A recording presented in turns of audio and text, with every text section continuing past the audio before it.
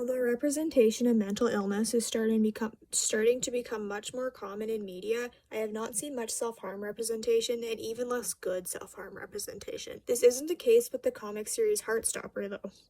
Here's a brief overview of what Heartstopper is about in case anyone watching isn't familiar but still wants to see the parts about self-harm. Heartstopper is a series that started as a webcomic written by Alice Oseman. It has since been published in physical book form and was recently adapted into a Netflix series. The comic follows the stories of Nick Nelson and Charlie Spring. They are both two British teen boys going to school who quickly become friends and eventually more.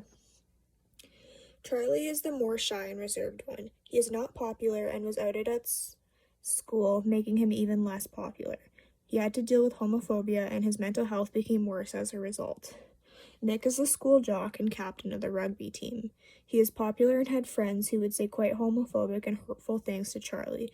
Nick did not tolerate this and spoke out against his friends. He eventually falls for Charlie and discovers he is bisexual. Nick and Charlie are both equally in love with each other. The question of who they should tell becomes a topic of discussion between the two of them. Charlie says he's not comfortable being out as a couple because it brings him back to the place he was in when he was outed. When he discusses this with Nick, that is when he reveals his past struggles with his mental health and self-harm. Nick's reaction to this is really important. At first, he doesn't say anything, just looks at Charlie and gives him a hug. This is a great reaction. We often don't know what to say to shocking or disturbing news, such as someone learning that your loved one has been harming themselves. Nick's approach allows him to compose his thoughts while still showing Charlie he cares. Then he asks if Charlie is still self-harming. This could definitely come across as an invasive question, however I believe it's justifiable. He's not asking to be nosy, he wants to know if he needs to be helping Charlie. Charlie is immediately defensive with a big no. This is a very reasonable, and I'd imagine common, response. Not only does Charlie's character have a tendency to feel like he's a burden and minimizes his struggles to be more appealing to those around him, but he's also living in a world that looks down upon self-harm. It has a very negative connotation attached to it. Ideas that it is only for attention-seeking reasons or something people do because they are crazy is still prevalent. His reaction may also be because he doesn't want to have to address any help he may need currently. I can say from personal experience I would never want to open up to people about my self-harm while I was actively doing it. I would always either wait until I had been clean for a while or I would lie and say I was currently clean. Admitting to self-harming currently almost felt too personal. It was much easier to look at that part of my life as something of the past, even if it wasn't. I feel like Charlie is doing this as well. He may be clean at this point in the comic, but he doesn't want to associate his current self with his past self. Charlie then instinctively apologizes, again displaying how he tends to feel like he's burdening others in his life. Nick's reaction to this is perfect in my opinion. He doesn't respond with a typical, "it's okay." He tells Charlie not to apologize. By saying this, he's telling Charlie he shouldn't apologize for his experiences and how they make him feel.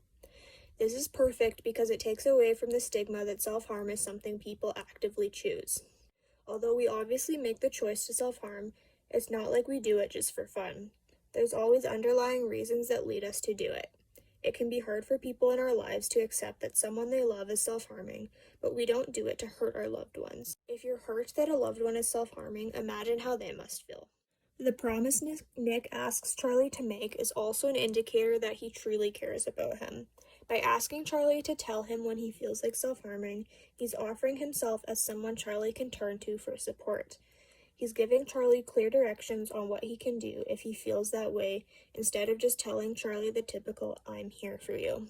Although there's nothing wrong with saying that you're there for someone, it actually doesn't do much. The person who needs support doesn't know how much you're willing to be involved and what you can actually do for them.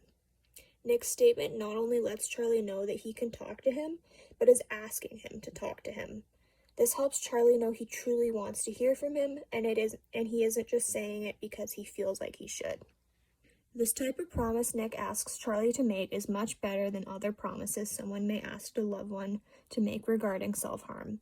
As a general note, please don't ever ask someone to promise to quit. Quitting is not that easy, and it's asking someone to do something they likely aren't capable of in the moment.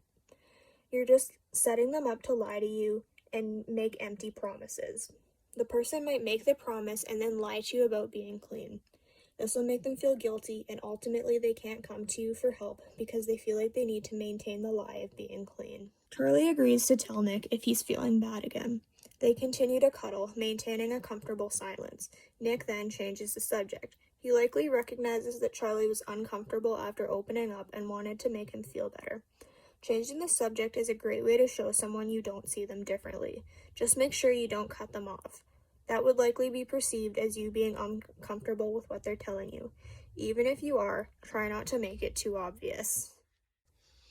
Well, that's Heartstopper. If you haven't already read the comics, I highly recommend them. I hope you liked my analysis of this scene. It's definitely different than my usual content, but I had fun with it. Let me know if you guys would be interested in more content like this, and remember to like and subscribe. Okay, goodbye, and stay safe, everyone.